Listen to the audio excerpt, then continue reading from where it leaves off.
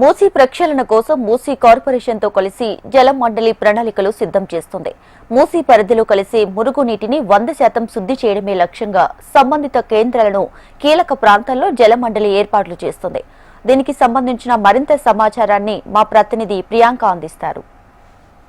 మూసీ ప్రక్షాళనలో భాగంగా ముందుగా మూసీ నదిలోకి మురుగు నీరు చేరకుండా ఉండేందుకు అధికారులు తగిన చర్యలు చేపడుతున్నారు. ఇప్పటికే పలు చోట్ల శుద్ధి కేంద్రాలు ఉన్నప్పటికీ కూడా మరికొన్నిటిని ఏర్పాట్లు చేసినట్లయితే కూడా 100% నీటిని శుద్ధి చేయొచ్చనైతే అధికారులు భావిస్తున్నారు. మూసీ నది ప్రక్షాళనలో జలమండలితో పాటు Musi river front development corporation కీలకంగా వ్యవహరించనున్నాయి. నగర పరిధిలో ఏర్పడే మురుగు నీటిని 100% శుద్ధి చేయడం లక్ష్యంగా సంబంధిత కేంద్రాలను కీలక ప్రాంతాల్లో జలమండలి ఏర్పాటు చేస్తుంది. అనంతరం మురుగు నీటిని మూసీలోకి వదులుతారు. జలమండలి మూసీ కార్పొరేషన్ సంయుక్తంగా వివిధ అంశాలపై దృష్టి సారించాయి.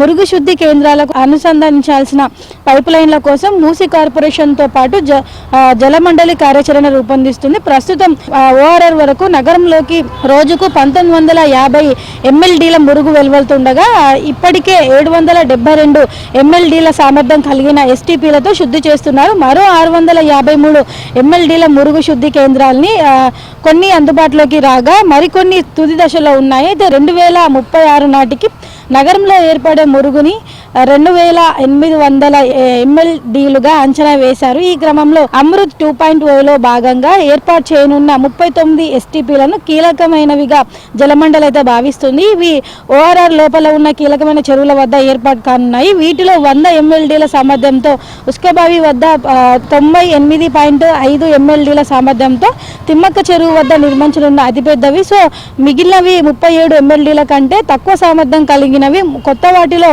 కొత్వాలగూడ వద్ద 1 MLD సామర్థ్యంతో ఏర్పాటు కానున్నది. అయితే అతి చిన్న STP ఉస్మాన్ సాగర్, హిమాయత్ సాగర్ వద్ద STPల పనులు అయితే పురోగతిలో ఉన్నాయి. సో మొత్తానికి చూసుకున్నట్లయితే కూడా మూసీ నదిలో మురుగునీరు చేరకుండా ఉండే విధంగా అయితే అధికారులు చర్యలు చేపడుతున్నారు.